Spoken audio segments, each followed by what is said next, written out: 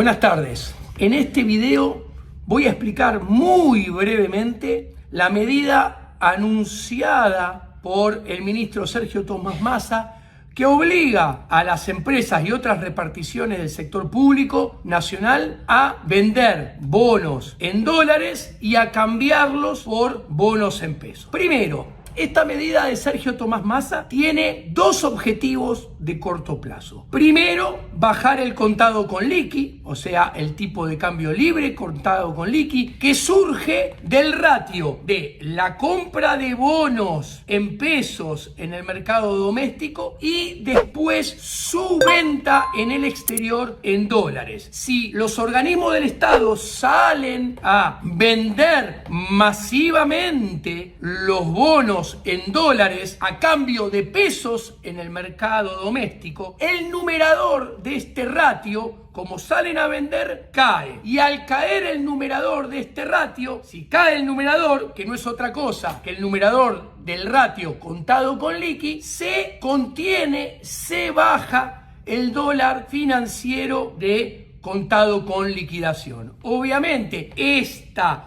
brujería contable financiera surge a partir del incremento de la cotización del contado con liqui de los últimos días.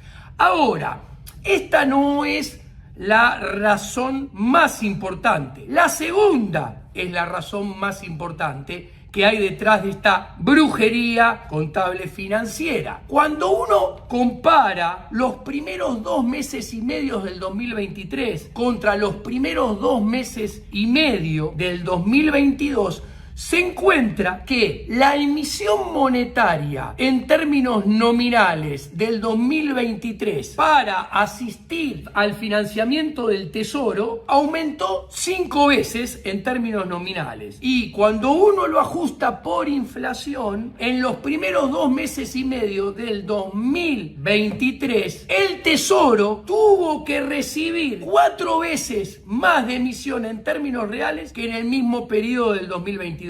¿Por qué? Porque, por un lado, la recaudación del 2023 se desploma en relación a la recaudación del 2022, lo cual es lógico, porque este año vamos a tener una caída del nivel de actividad, el PBI probablemente se ubique entre -3 y -5, sin pestañear, podría ser tal vez peor, y sobre todo porque Sergio Tomás Massa irresponsablemente el año pasado, para poder cumplir con las metas del fondo, adelantó recaudación del 2023 al 2022. Y obviamente esa recaudación que adelantó el año pasado hoy no está. Entonces, primero, la recaudación se desploma cuando comparamos 2023 con 2022. Del otro lado, el gasto público también sube cuando comparamos 2023 contra 2022.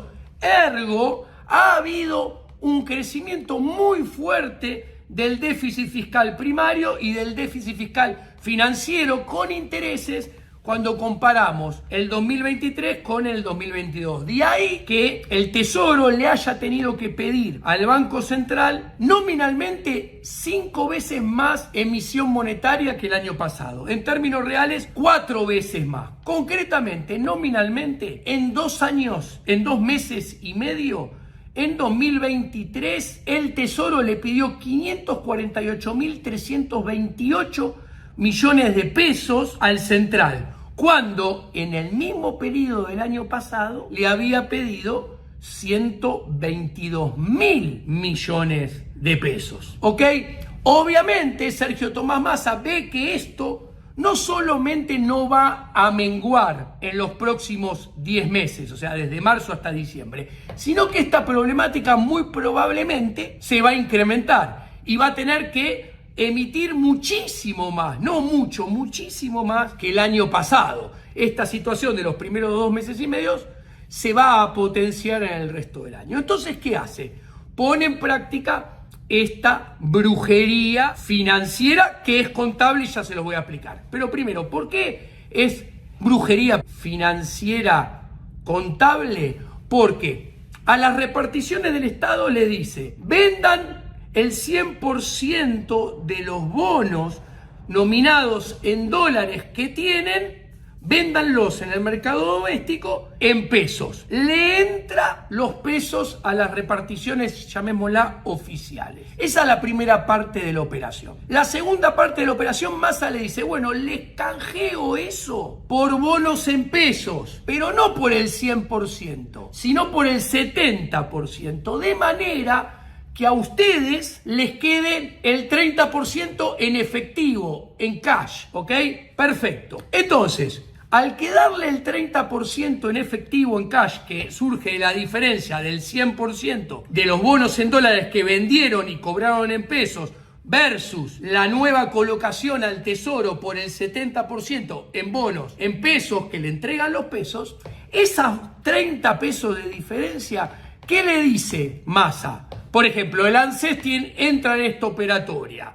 Le dice, bueno, con esos 30% pagás jubilaciones, de manera que yo te tenga que pasar menos plata. La FIP tiene esos bonos. Le dice, bueno, con esos 30 pesos que te quedan de la diferencia entre 100 y 70, pagás salarios y gastos operativos de la FIP, ¿ok? Y así con toda repartición o organismo público que tenga los bonos. De manera que el sector público nacional se ahorra ese 30% de tener que pedirle plata al Banco Central, que el Banco Central la emita y dársela a las diferentes reparticiones del Estado. Entonces acá vemos cómo esto es una brujería financiera para tener que emitir menos, por un lado, y financiar menos gasto público por el otro. Ahora bien, ¿por qué es una brujería contable? Esto es muy fácil de ver. Primero, ¿ustedes qué preferirían tener en su activo? ¿Un bono en dólares o un bono en pesos? Obviamente, un bono en dólares versus un bono en pesos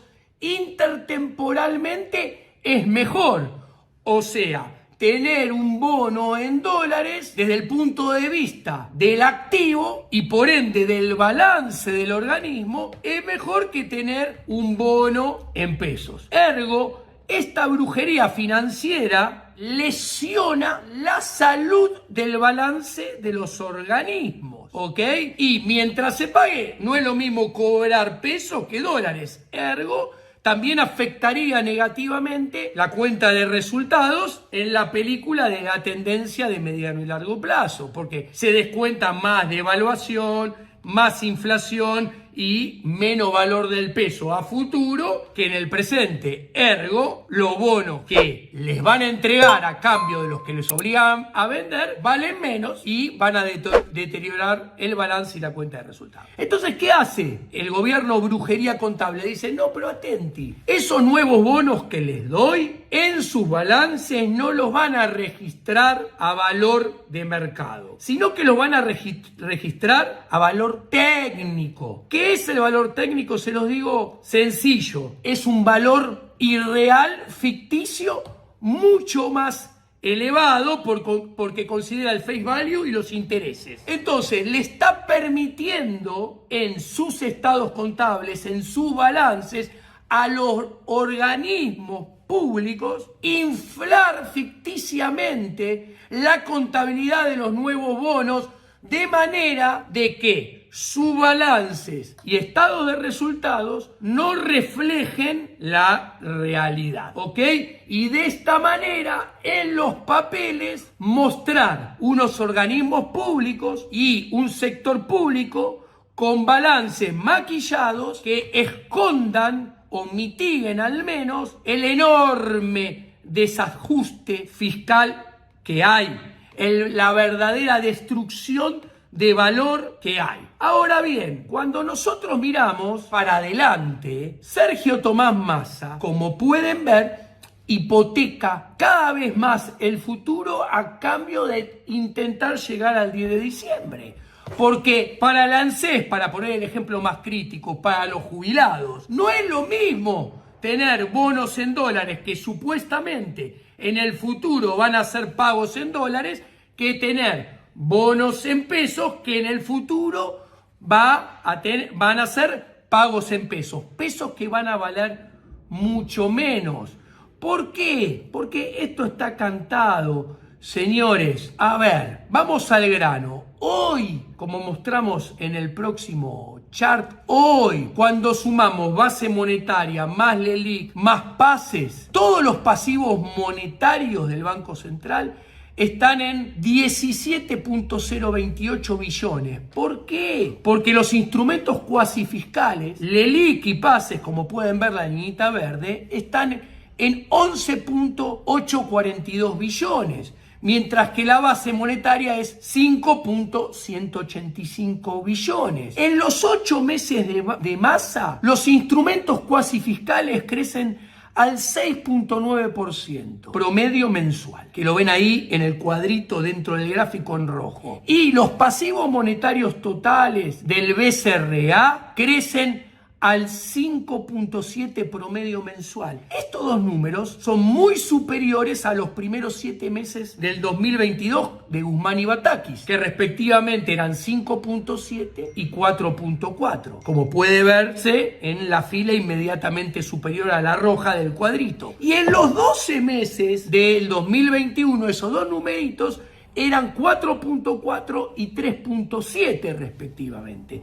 ¿Esto qué quiere decir? El verdadero problema, el más grande problema monetario en particular, que son los instrumentos cuasi fiscales, que después se trasladan a mayores problemas macroeconómicos. Este gobierno, con Sergio Tomás Massa, está agrandando los pasivos cuasi fiscales como nunca antes a lo largo de todo este mismo gobierno, asegurando más inflación y más devaluación a futuro. El verdadero problema son los instrumentos cuasi fiscales. Y los instrumentos cuasi fiscales, como podemos ver en el siguiente chart, no son otra cosa que cuanto más crezcan, es una promesa mayor de inflación y devaluación futura. Con lo cual, cuanto más crezcan los instrumentos cuasi fiscales, más promesa de emisión monetaria. Ergo, el mercado sube sus expectativas de inflación más, sube sus expectativas de devaluación más y termina siendo la profecía autocumplida. ¿Qué quiere decir? Que como el mercado espera más expectativas de devaluación y más expectativas de inflación, porque más crecen los LELIQ y pases, termina habiendo más inflación y más devaluación a futuro, más dólar y más pérdida del poder adquisitivo del peso. De hecho, lo estamos viendo. Miren este chart que tiene dos gráficos. A la izquierda podemos ver que en los últimos 6 meses las LELIQ y pases crecen 631.053 millones promedio mensual. Mientras que el déficit primario crece solamente 196.484. A la izquierda vemos que desde enero del año pasado a marzo del 2023, que vemos que el aumento acumulado de las LELIQ y pases es 7.222 billones, mientras que en la línea azul vemos que el déficit primario es tan solo 2.343 billones. O sea, Massa se está preocupando del déficit que va a seguir creciendo,